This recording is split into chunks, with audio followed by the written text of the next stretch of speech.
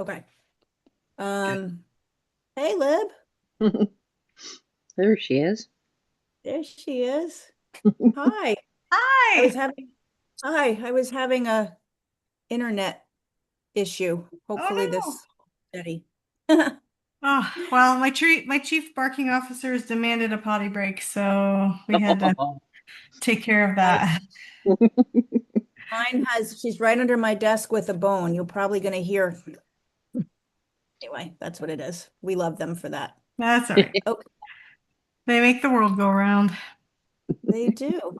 So, welcome, welcome. This is the sixth week of this. I think it's I six. think so, yeah. Yeah, so we have tonight Oh, and we have one more week of the 40-day journey. And Libby, how do you feel about leading us in a prayer to get us started? I would love to do that. That'd be awesome. Okay, So, thank you. before I do that, I just want us all to take a minute and take a nice deep breath in. It's Monday, and maybe you've had a Monday. Maybe you've been running around like I have. And just take a minute and get to the place where you're present here, because this is our time.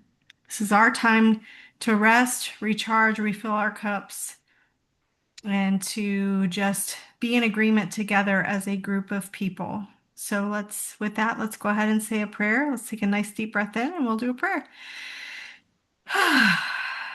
Lord, thank you so much for today.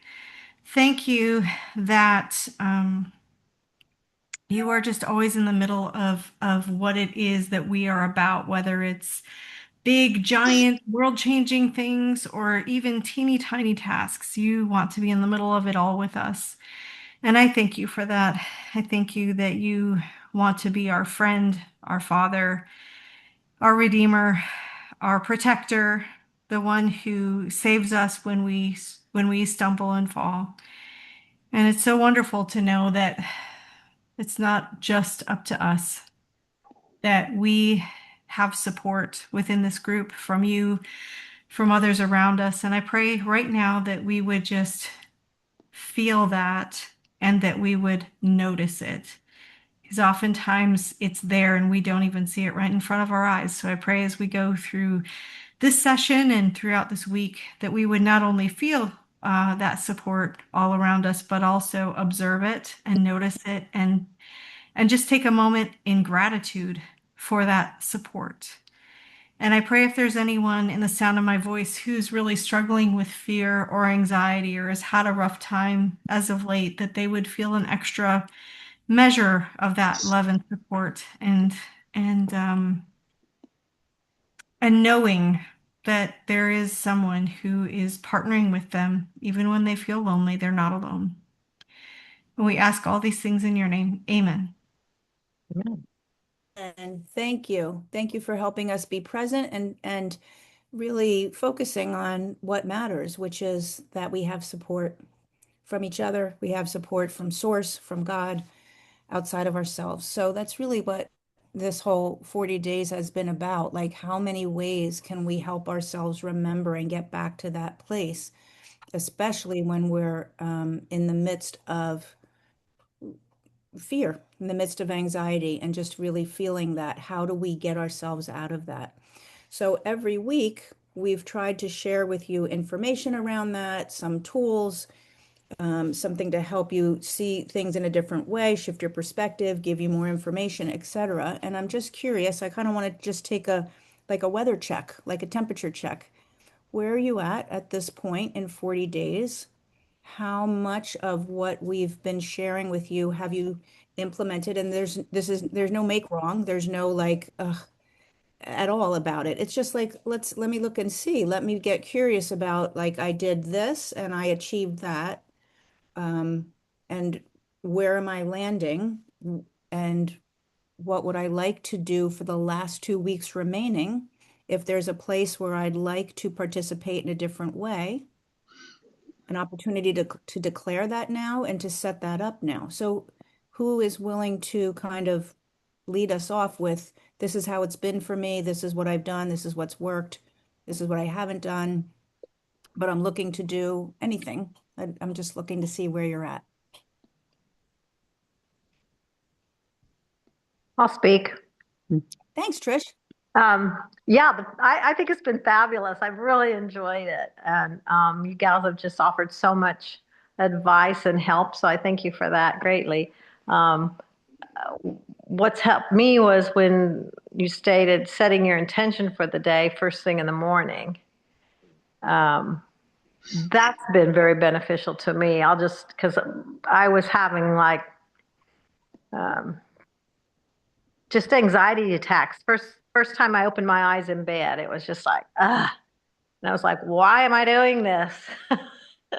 And no rhyme or reason. And so when I open my eyes now, it's just kind of like I think about the day and what my intentions are. And I usually try to make my intention more of an active thing because I'm better off when I'm active and moving and doing something productive. That helps my anxiety as well.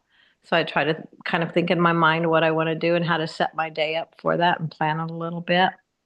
And so that's been very beneficial to me, and just to ground myself a little bit too before I get out of bed and take a few minutes. And then after I do that, I usually stop and think about 3 or 4 things that I'm grateful for, very specifically, and try to get my mind in the gratefulness, gratitude, thankfulness venue right away. So it keeps me out of the spiral and the obsessive thinking sometimes I can get myself into. Awesome. Yeah, I'll just kind of like turn the rock over and try to look at things from a different perspective. Linda, you're so good at that.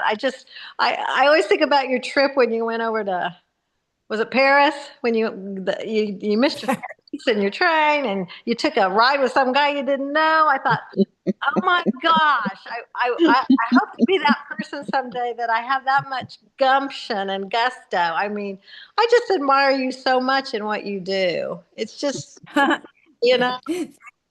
Thank you. I appreciate that. But that trip really was a test. So Trisha's referencing, I actually was going to speak at a conference, a women's leadership conference about peace, having peace in your life and being the person that you were meant to be by having the ability to live in peace. Because when we're not there, we're not being who we're meant to be. We're just in survival.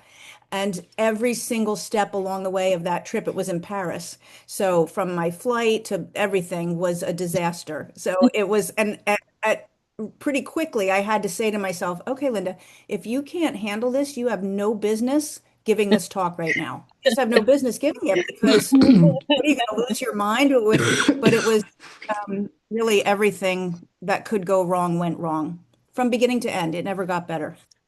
So anyway, That thank you was for right when I met you, I think, Linda. I think that was just about the time I met you, and I was like, who is this woman? Oh my gosh, I would have lost my marbles like 10 minutes into this.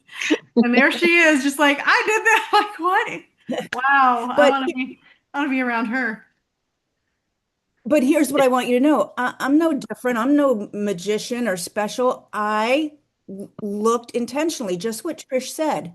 She's creating her day intentionally. That's what I did. I felt myself go, "Ugh," and hold on.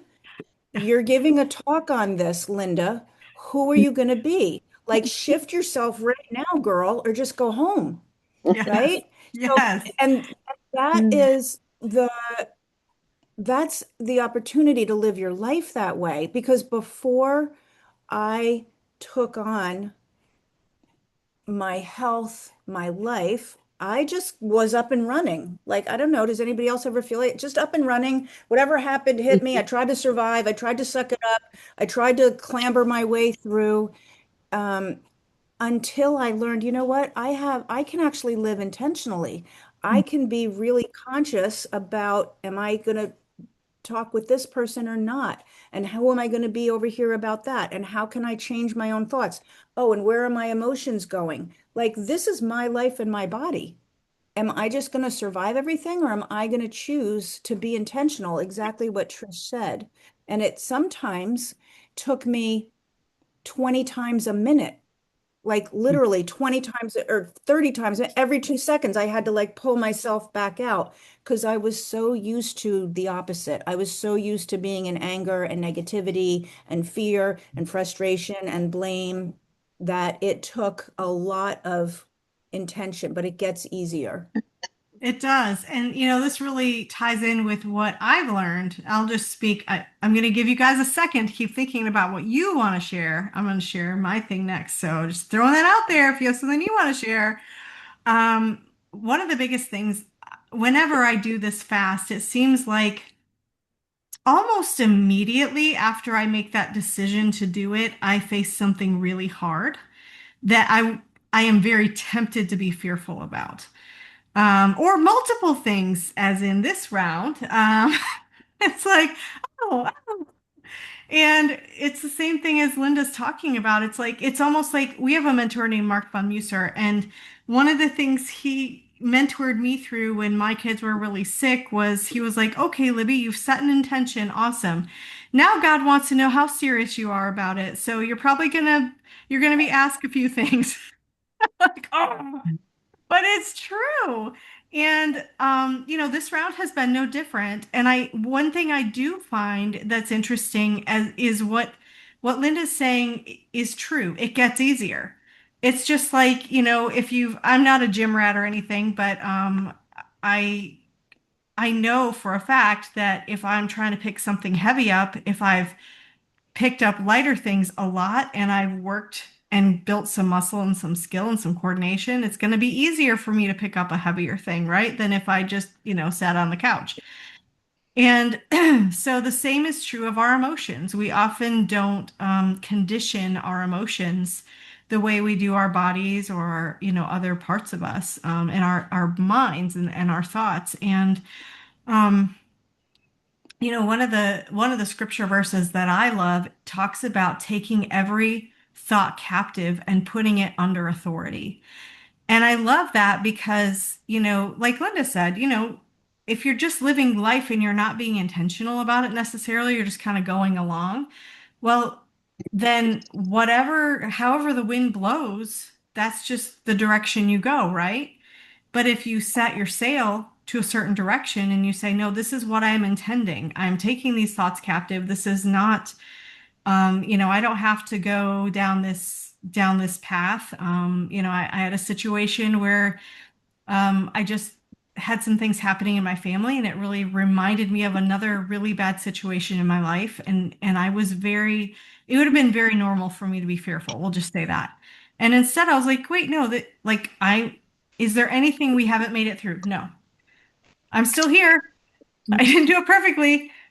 And I have all these skills and tools I didn't have the last time I was facing something that resembled this. And it turned out not even being that. But, and I know I'm kind of talking in code, but the point is we all have these moments where we get tested. So anyway, I think the biggest thing I've learned so far is just to remind myself that I do get to choose every single day. And if I'm really setting an intention, I am going to have what do we do as we're learning and studying? What's the end of it? When we're in school, usually a test, right? So when you really studied up on something, you're going to get a test. And, so just not being surprised by that and, not welcoming it and, asking for it, but not being shocked if it shows up can be really helpful. So we don't think we're doing something wrong. Thank you, Libby. So does anybody else want to share how it's been for you so far, what you found that worked, a particular tool that you've tried? Or declare for the last 2 weeks what your intention is to create for an outcome for yourself in the 2 weeks that we have remaining. I'd be happy to hear either or both of those. I'll share. Thanks, Paulette. I just kind of keep myself mindful of some of the lessons I learned, like what is it, Christy or Christine? The other coach. Christy with a Christy. K-I-S-T-I. Christy, yep. Christy shared the thing about perfectionism and that none of us are perfect. And actually, in all reality, none of us can be perfect. So like when I go about my day and the pressure of being perfect starts kind of showing up, I just kind of rehearse that in my mind, and it helps me to go, hey, you know what, just, knock it off, kind of. And there was another one. Um, this past week, the frequency, that conscientious chart, and then the list you gave us.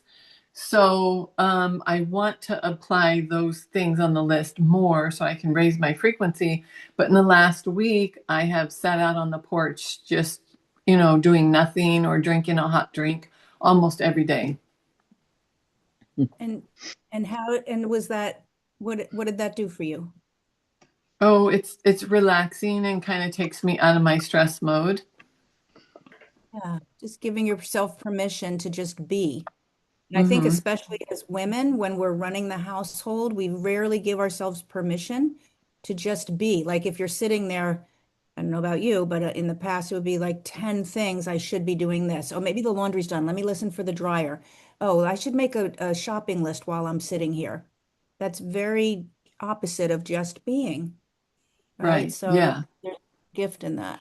And then um, the other one was about if we're being present, then we're not going to be in fear and anxiety. So when I start catching myself with anxiety or fear, then I just kind of ask myself, okay, what should you be focusing? What are you doing? Focus in on it, be present. And that's helping to kind of nip the fear or the anxiety. Not that it hasn't been existing, but I think it's been less frequent or lasting less length of time. Awesome. Presence is presence is key to a lot of things. Being in the present moment is really a huge key to living life. So when you can get that, because most of us are not in the present moment, we're up in our head. So when you can get that, it's huge. Thanks, Paulette. I just wanted to say one other thing. Oh, when you were mentioning perfectionism. So if you weren't on that call or if you're watching the replay now, or didn't watch that replay, perfectionism is really a cover up for shame. When we hold shame about ourselves in some way, we're feeling shameful, or we just have a conversation of shame that runs in the background all the time. That was me. And shame is the first thing to show up for me. It's a very deeply ingrained story in my nervous system. So I'm always mindful, but I want to just give you an example of like how that can flip. So, given what I do, you guys have all come across me from social media, right? So I post, I post, I post. And there was a time when if I did a post and there was a typo, I would have a lot of shame. It wasn't perfect. In fact, sometimes people would point it out to me, send me a message. Oh, you typo here. Oh, and I would be like, oh, I can't believe it. I can't believe I sent that out I have 38,000 followers on my page and I just sent this typo. Now I'm like, oh, there's a typo. Yeah, I'm human. Sorry. Guess what? I'm in the game. I'm showing up. I'm trying to make a difference. I'm trying to come up with things that make a difference for you. And there's a typo. That's it. As opposed to like before, what would have been or what had been like, oh my God, I'm so stupid. Why didn't I proof that better? Sometimes I'm just doing stuff and I'm trying to get it out and my eye doesn't catch it, you know?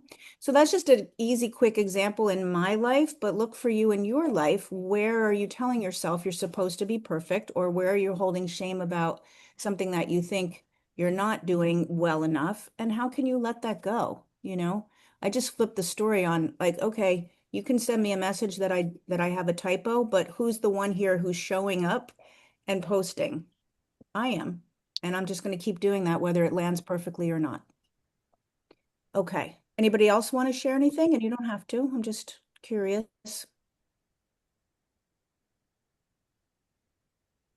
Okay. Oh, iPad. Who's the iPad user here? It just says iPad. Did you want to share something? Oh, that's me, Ellen. Oh, oh, hey, Ellen. Here you are. I have myself blocked because I'm actually eating a Hey, late dinner. sorry. One of my intentions through this is to try and move out of my comfort zone, Okay. which where I'm very comfortable.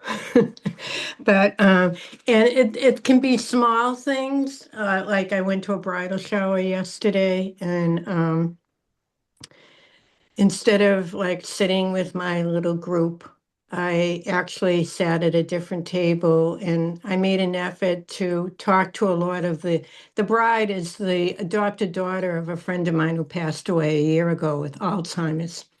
And so it was kind of a celebration, because her mother couldn't be there. People really wanted to show up and be there for her.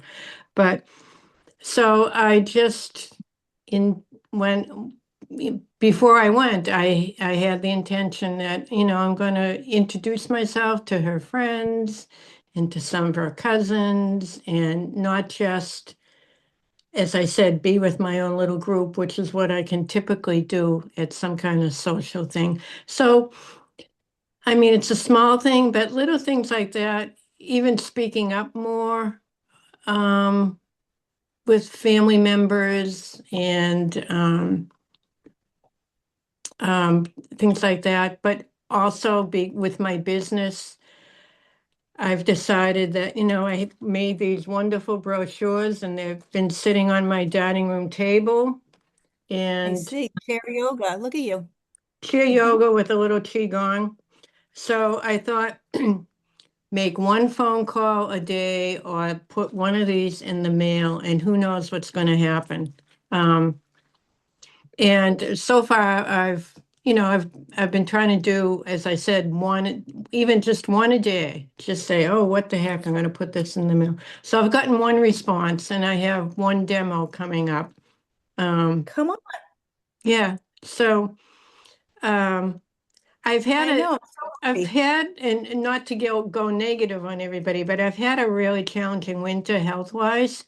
So I've been in, I think, victim land is your expression, Linda. I've kind of been in victim land all winter, like nothing's going to work out. And why am I doing this? And I'm too sick. And with this program, it just has inspired me more to, you know, take take more action and have just, as I said, trying to step out of my comfort zone. Because Yeah. yeah, I feel like I've been kind of hiding all winter, feeling sorry for myself. So thank you. Yeah, you're welcome. Not anymore. Cat's out of the bag now. We're on to you. No more hiding. And I just I couldn't stop smiling when you said that, Ellen. I'm so great. Just say like one a day. It doesn't have to be, something major, but the process of I'm going to get out of my comfort zone. So, okay, I have this event to go to, and I'm going to talk to other people that I don't usually talk to. You said a couple of times it's a small thing. It's actually really not a small thing because you are asking yourself to get out of your comfort zone. And each time you do that, you create a new relationship with yourself. You Mm, see yourself in a different way each and every time you do that, and it builds and it stacks on each yeah. other, you know? So the speaking to people at the event and then let me mail this one thing out. Now, those two are now both adding to a new view of yourself. Yeah. Um, It's really great, Ellen. and those are just two examples. There are other things, but that's, you know, Yeah, along yeah, those good. lines. Hey, That's Linda, what you need. can I ask a question of everyone real quick while we chat for a minute? So, Sure. we've had a lot of fun building this program out, and I am just really curious because we've tried some different things than we've done before. So, I would love to see either if you put it in the chat or you just hold a finger up, whether what has been probably what you have actually utilized. Has it been mostly number one, mostly being on these calls? Number two, being on mainly on the Facebook group and interacting that way, or number three, both. So give me a one, two, or three. One is these groups mainly, two is Facebook group mainly, three, obviously, yeah, three. Okay, cool. So I'm seeing mostly threes there. Mm, Mostly threes. Okay, cool. So, because we don't want to put things out that don't resonate with y'all. And I know sometimes I need some reminders throughout the week as well as some things to chew on throughout the week, right? So that's good for us to know. Thank you. Thanks, Lib. Um, okay. I had a thought, but I want to make sure that we go over what I intended for us to go over tonight. So I'm going to move into that unless somebody really has a burning thing that they want to share about what shifted for them. But I'm getting the feeling we're all ready to go there. Okay, good. So what I wanted to talk to you about tonight was the communication between your heart and your brain. And what that's actually called is heart-brain coherence. So you know what something is when it's coherent, right? If somebody's talking and they're coherent, you can understand them. If they're incoherent, you're like, wait, what? Slow down. I can't understand what he's saying. They're all over the place. So there's a communication that happens between your heart and your brain. And I don't know about you, but before I learned this, I thought the brain was everything. Like my brain is the thing, it's the master computer, it's the thing that does everything, it's the thing that tells my body. And actually, the opposite is true. Your brain gets a lot more information from your body, and the heart is, there's a lot more signals from the heart to the brain than from the brain to the heart. So you can think of your anatomical heart, like your actual heart pump, and then visualize, neurons, nerves going from the heart. There's actually something called a heart brain, where the heart has its own intelligence. And that intelligence center of the heart is informing the brain. So the brain, this is how I interpreted that when I learned it. Like, oh, so my brain is actually getting its information on what to carry out from my heart. My heart tells my brain, and then my brain tells the rest of my body. So if my heart is feeling full and loving and joyful, that's certain communication that's going to my brain. And then the brain says, okay, body, you're safe. Everything's good. We're loving and joyful. Go ahead and digest your food, body. Or the brain says, go ahead and whatever, immune system, go ahead and fight those viruses and bacteria. Keep us safe because we're good. But if the heart is feeling fearful, if the heart is feeling shut down, if the emotions in the heart center are more depleting. So I'm going to use language here. There's no such thing as a negative emotion. All emotions are part of being a human being. So right there, that could be like a new thought for you. It could be like, oh, I always thought, anger was bad. I always thought grief was bad. I tried to stay away from it because it feels bad. There is no such thing as a negative emotion, but there are emotions that renew you and there are emotions that deplete you. And when you let yourself stay in the emotions of fear and anxiety, for example, or any of the other ones that you might consider negative, you're keeping your body depleted. So the brain's getting that message from the heart, and then the brain's depleting the body's resources because it's all going into survival instead of going into health, creativity, finding new ways of living, creating new relationships. None of that is happening when you're in survival. So it's the heart-brain communication that I want you to be aware of, and the heart-brain coherence. How do I create a coherent pattern from my brain to my heart? When you're in survival, when you're in fear, it's incoherent. So one of the things that I offer my clients as part of the programs that we do is access to HeartMath, which is a particular, well, it's an institute. It's a research institute called the HeartMath Institute, but they also have very particular tools that I make available to my clients, and they use them or they don't, but it's a really great way to start to create a coherent heart brain. I'm looking to share hold on, heart brain communication. So I want to share my screen with you and get into this a little bit more. And so some of you are my clients and have done some HeartMath. Has anybody here on this call done heart math and found it helpful? Yes, Paulette, Libby, I have. Sharon. Okay, good. All right. So these slides are actually from some of the, I am a heart math practitioner. I had to go through their training and take a test and all of that to become a heart math practitioner. So these slides are from some of the coursework that I took. So I'm going to pop these up. We're not going to go through each slide, there's 10 slides, but I want to really get into the tool, at least the first tool that heart math teaches us. But I want you to understand why, and that it's not just, okay, a woo-woo thing, but it's actually physiologically creating a whole different state of being in your nervous system.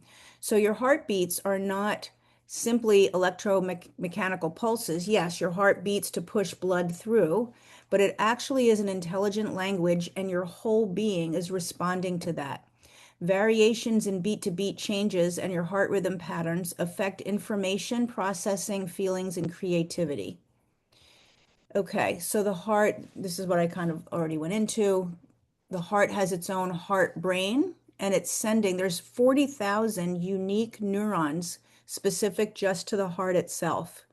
Patterns in the neural signals from the heart especially affect the brain centers involved in perception, emotional experience, and self-regulation. So perception, how I'm perceiving this experience, what's in front of me, that conversation I'm part of or witnessing, or what else, whatever else I'm seeing. I'm in the airport flying to Paris, and my phone was left in the bathroom, or the flight was canceled. How am I perceiving that?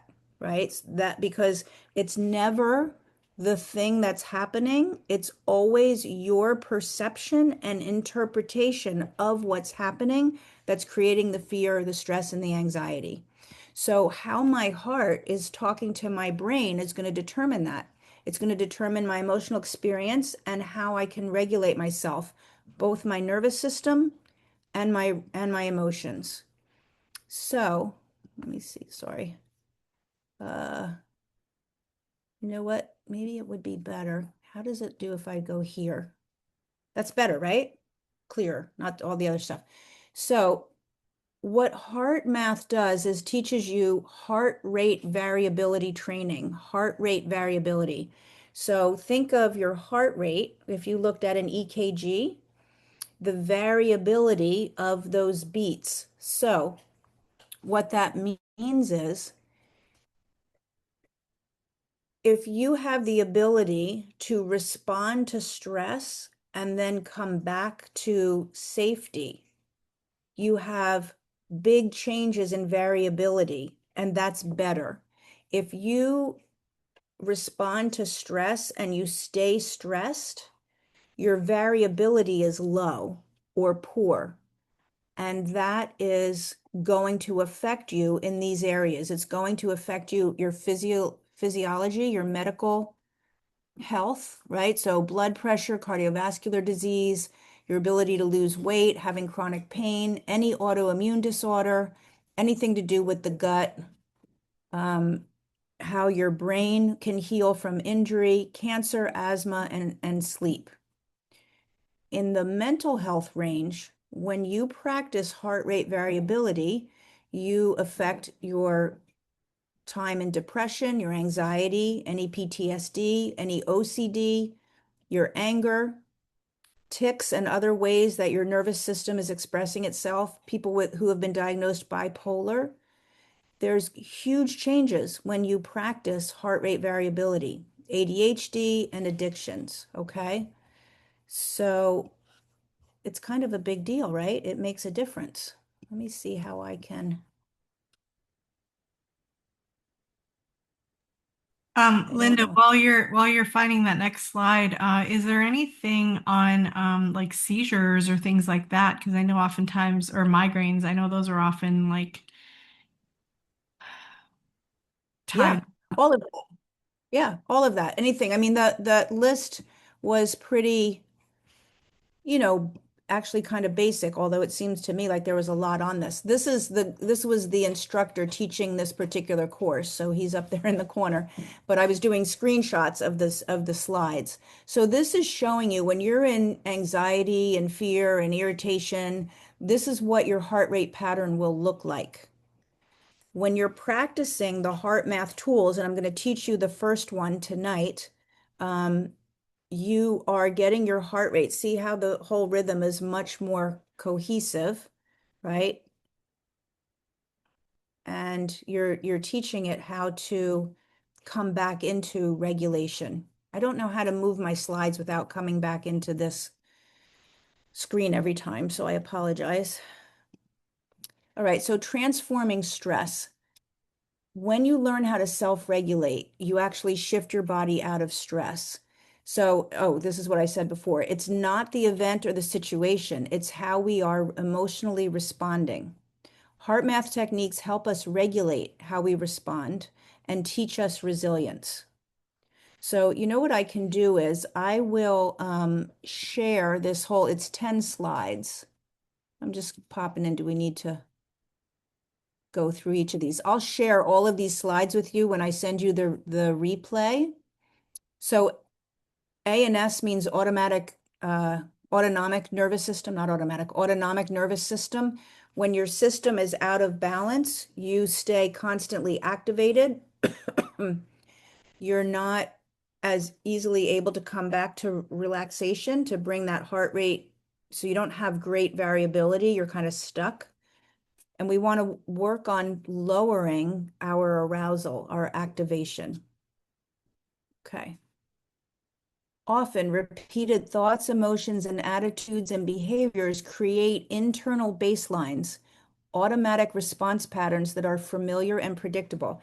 And that's why you want to look at who are the people that you're keeping in your life, because certain people are going to keep you in an automatic response pattern. So sometimes when we grow up in chaotic households, our family of origin, when we're around them, that's why people joke about the holidays being awful. It's not a joke, but going back into like family patterns puts them right back into certain places emotionally. It might be relationships that you're in. So if you're in relationships that right away have you activated, you want to know like that's not a relationship that's giving you safety. That's promoting your health. Whether it represents healthy or unhealthy behaviors and lifestyle practices, what we do repeatedly becomes hardwired into our neurological architecture as a recognizable, and like as Ellen was saying, getting out of my comfort zone. It's familiar and comfortable to be a victim, to be like, I can't do it, it's too much, it's scary, all of that. That becomes familiar. And that becomes our baseline or our set point. Other things like people pleasing or let me work really hard to get you to love me. Same thing. It feels very familiar. So while you're working on regulating yourself, you want to also notice what positions you put yourself in and what are you actively taking yourself out of. Does that make sense? Yeah? Okay. So here's a little worksheet that I include for my clients and that you were just going to take a look at this. I will make it be bigger again without all the other stuff. So again, what I said is no emotions are bad, but some will deplete you and some will renew you. And this is kind of another version of what Christy showed us. If you remember the polyvagal theory, the showing how you can be activated and then get to the point where you're apathetic and depressed. So on this left side of the screen, from midway up, these are depleting emotions or behaviors where our cortisol is staying high and we're very activated. So like anxiety is very activated because I can't sleep. I can't calm down. I can't stop thinking about it. Anger is very activating.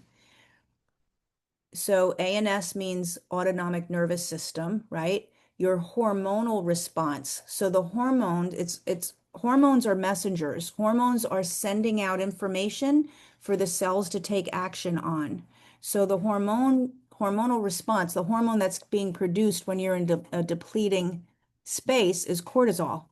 There's a problem. There's a problem. So cortisol is being pumped out, which is giving all the cells of your body, your other hormones, and all the other cells certain information. Your blood sugar is going to stay elevated because you need energy to handle this problem, which is why it affects your weight. It affects insulin. It affects, anything that cortisol is going to affect. So from here up is a very activated, depleted state. From here down is depleted, but more shut down. So this is where we feel like we're stuck in sadness. We feel like we're stuck in depression. We're apathetic. So if you're living your life on the left side, and you may either be very activated or very shut down, but none of it feels good. None of it is where you want to be living. A lot of it is driven by cortisol. Again, cortisol is not a problem. We need cortisol to go make life happen. You get up in the morning, your cortisol goes up. If it didn't, you would want to stay in bed all day. So we need cortisol, but we don't need it to be pumping out all the time. On the right side of this chart is when we are in renewal, when we are experiencing emotions, when the communication from our heart to our brain is a much better story. So we're having much better emotions, and then our brain is living a story of everything's good. So the activated place of that is being excited. You're about to go on vacation, or you're getting married, or you're, whatever it is, you're excited, you're happy. The hormone that's being pumped out is DHEA. That's a renewal hormone. Some people call that the youth hormone, because when you're living in that place, it's healing your body. So the body can heal from different things. It's going to make you age slower, your DHEA levels, okay? When you're on the right side, but you're not activated, like excited, but you're just calm. It's contentment, serenity. That's Paulette sitting on her porch every day, taking time with a nice cup of something to just be present. That's sounds like to me where Paulette was. And that's renewing herself. That's telling her body it's safe to go ahead and heal right now. Okay. So that was the last slide. Hold on. Okay, that's the last slide about how all of that works. Does anybody have any questions about that? Like, oh, I never really understood. Okay, that's Libby. I was just looking at the chat. I never really understood that my heart had much more to say about my life than my brain. Or I never really saw emotions as depleting or renewing. Any questions about any of that or comments?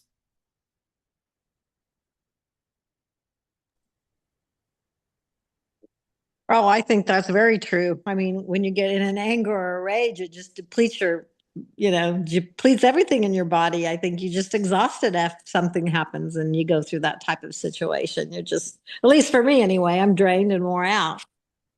Yes, yep. If And what you're in happens, peace, you have more energy and are able to think coherently and make a plan. yeah, yep, 100%. So what happens is, I just had a thought. What was I going to say? Oh, the story that's going on in your head, like nobody listens to me, or see, they're doing this to me again, or I won't be able to do this. I'm not okay. I don't have enough money. That's what's going on in your head. The emotions are feeding that. So you have a thought which creates an emotion, and then the emotions, if you stay in those emotions, they start feeding that story and it becomes a loop. So we want to break it. We want to break that loop, right? We want to find a way to shift the emotion so that we can shift the story. It's very difficult. You will only ever believe or tell yourself a story that's equal to the emotion that you're feeling. So what you want to do is shift the emotion so that you can change the story, the thoughts that you're telling yourself. So if you have a thought of, like, let's say money is tight and it's March 25th, and in 6 days the rent is due and you don't have the money. The story in your head could be, I don't have enough money. This is going to be terrible.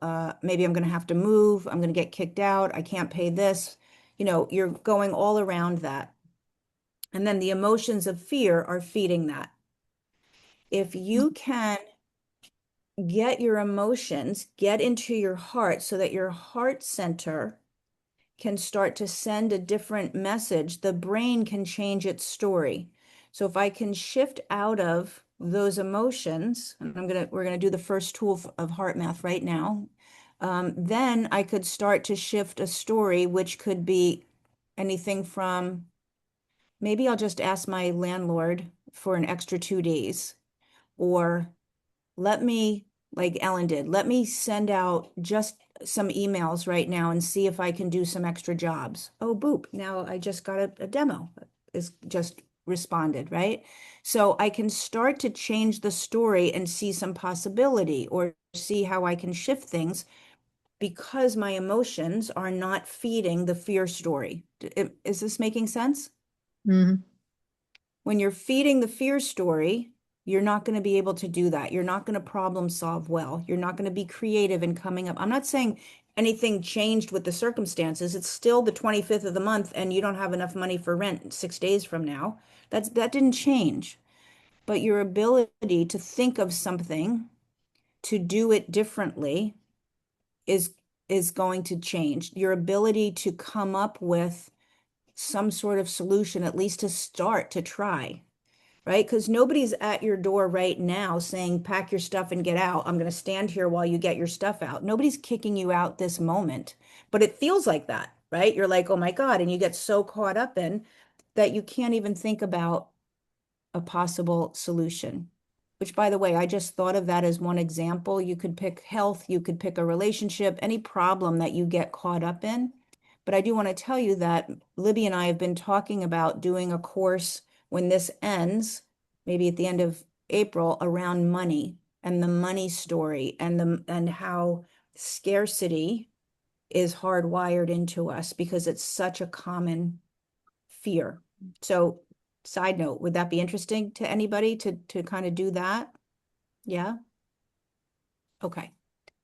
And Right, Linda, Libby? if I can just tack on to another way that we can, one way that really, I'll just say this, one way that really helped me move out of fear was to have a very frank conversation with God and not try to push down, because Linda is not suggesting that we ignore the emotion or we like shove it deep, deep down. She's talking about switching gears, right? And so, one of the things that's helped me a lot when I faced really impossible or difficult circumstances, I would just have a really frank conversation with God. I'm not going to offend him. And I just say, you know what? This is beyond me. And it's going to be really interesting to see how you work this out because I've done my part. I've done all I can. I don't know what else to do. And I'm going to trust that you have something in mind. And if you share with me what I need to do, I'm happy to do that too. I will do as much as I need to do. And I also know that I have limitations. And so I think another way we can, move out of that emotion is to not feel that we are having to completely go this alone and move into that category of faith of like, okay, this feels impossible, but that's where a miracle can happen. So what if that happened? And what kind of energy and emotion does it bring up if you think, wow, what if a miracle, what if like the best possible thing happened here? Again, what ifing on that other side of things. So just wanted to throw that out there. Yeah, thank you. So to help you shift your heart because of that heart-brain communications, understanding how important it is. So we're not just doing this as like a, here's a little tool you could try. There's a real physiological, science-based information as to why this makes a difference. The first tool that HeartMath teaches, and again, my clients know that they have access to all of the tools in the modules that we use. So there's probably 6 or 7 of them that kind of build on each other. So, and I'm actually just pointing that out because if you're listening or now or watching the replay and you're a client and you haven't been paying attention to the HeartMath, this is a reminder. Oh yeah, those are in my modules. I can go and do those right now if you haven't been. So just a little plug on that. But the first one is called heart-focused breathing. And you could do this for 3 minutes. So just like Trish, spend some time in the morning with her intentions, you could do 3 minutes of heart-focused breathing that we're going to talk about right now, right at the beginning, especially if you're someone who wakes up into anxiety. But you can also do it throughout your day. Like I have a client who she is head of marketing, I think, at a college. Lots of deadlines. She's got a team that she runs. When we started working together a couple years ago, she was really, really stressed out all the time, like was crying like daily. And so what she did was she really took on the HeartMath tools and really like found that they helped her. She would get to work, park the car, and before she got out of her car, 3 minutes of heart-focused breathing. During the day, go into the ladies' room, close the door in the stall, 3 minutes of heart-focused breathing. And it became something that she did throughout the day, but it's 3 minutes. You can kill 20 minutes looking through your mail, scrolling on social media, right? So 3 minutes. What you're going to do is you're going to put your hand on your heart. I like to close my eyes. I always close my eyes. We can do this together. Put your hand on your heart because right there, by touching that part of your body, you're bringing an awareness to your heart center. So it's not just your actual heart, the pump, but it's this center of your body underneath your breastbone. What I also want to point out about this is the thymus gland is located there. The thymus gland is the master gland for the immune system.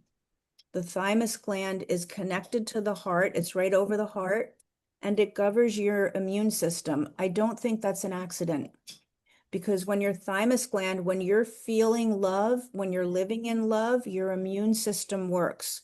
So all of those autoimmune diseases, all of the, cancer showing up, all of that can be very much impacted by having a thymus gland that kicks into gear. So so energetically and where it is physiologically, you're putting your hand over the thymus gland and over your heart center. And we're just going to make it easy. This is why this is the first tool HeartMath teaches. You're just going to think of something that you appreciate, or you're going to think of something or someone that you have compassion for, or you're going to think of something that can put you in a state of love. So sometimes the reason I said love last is because it can be a really big jump to be in fear and anxiety to feeling love. But it's not as big of a jump to think of something that you appreciate. So it could be, I appreciated that the sales clerk went out of her way to help me with this return that I had today. Or I appreciate that my neighbor carried up the trash cans, and just like you kind of get present to, that was really nice of them. I really appreciate that extra step. Compassion. Compassion is really powerful, and there's so many things to look at in the world to have compassion for. Somebody else's plight, something you saw on social media. You just want to get present to the compassion that you have for that story or that person, even if you don't even know them. So those are easier steps than going right to, oh, I'm feeling love. I'm feeling so loved. But if you can, great.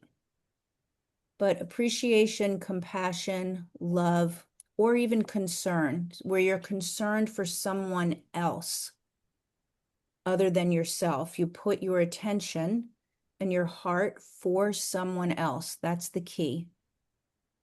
And then you're just going to breathe. So you're going to breathe in. It's not even any kind of special breathing, not like a count of 7 in and 7 out or box breathing, none of that. You're just going to do nice, slow, deep breaths and focus on what you appreciate, something that brings compassion in you, a concern for someone else, but not like fearful, but like just a loving concern and or love. So we're just going to breathe in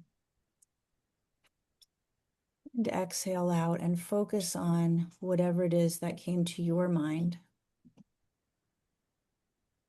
And again, deep breath in. And as you inhale, I want you to, if it helps, you could put your other hand on your belly. Feel your belly expand. And then feel your belly drop back in as you fully exhale. And I can just tell you, I appreciate all of you. I appreciate that you come to these calls, that you don't mind my dog chewing her bone. I appreciate that. I appreciate that you share when you feel like sharing. I appreciate the community that we have on Facebook. I appreciate Libby's always having a wonderful reference from the Bible and being willing to lead us in a prayer. Just really appreciate the community that we've established here. I'm just going to do 5 or 6 more breaths.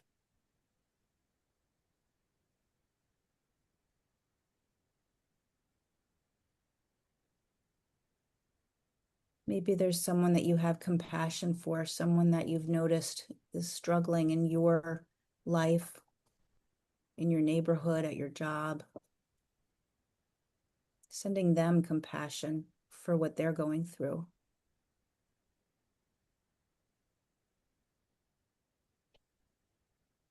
Deep, deep breath in. Let your belly really expand on the inhale. And exhale. Let's do one more breath. And exhale.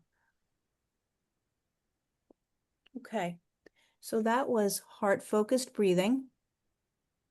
That took you out of your head into your heart. Did anybody feel a shift in your body, a shift in your state of being right now? Yeah. Oh, yeah. Just brings back calm and peace. Okay. That's the first tool of HeartMath, and they build from there. And again, it's something that, you know, with my clients, they have all of them, and it's one thing that we use for regulation. But the HeartMath Institute, I'm going to include these slides when I send the replay. You can always Google that. You can always Google heart brain coherence if you want to learn more about that. It's a very powerful physiological tool to use to help your nervous system. Okay? Libby, anything that you want to share before we wrap it up? Yeah, actually, there is. I just want to say that I appreciate you. And it's really awesome when you can find a group of people who all are on the same sheet of music. Because there's a lot of people in this world who are kind of addicted to the drama and addicted to the fear and anxiety. And I love the fact that we have our own little bubble here where we get to come and live differently and set a different standard. And I think Denzel Washington is the one who is attributed to this, but he says, look at the people you surround yourself with, the top 5 people, whoever um, whoever they are, you will be the 6th. And I love that because I see the community that's, developed here, and I see some people who can really be fully healed and in many cases are well on their way to that and are then going to go out and, and make a difference in the world. And I just think that's really beautiful. And if this has resonated with you, I know most of the people on the call tonight are actually clients with Linda right now, but if this resonates with you and you're like, wow, I will do, when I say this is the tip of the iceberg of what Linda does, I am not lying. I'm not exaggerating.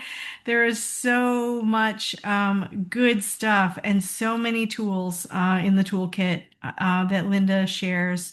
And it's so heart driven and so servant hearted driven. I love it. So if this resonates with you and you're like, wow, I need some more help. This is great. And I also recognize I need some more help and I need a path instead of just wandering around trying to figure out what to do and bumping around.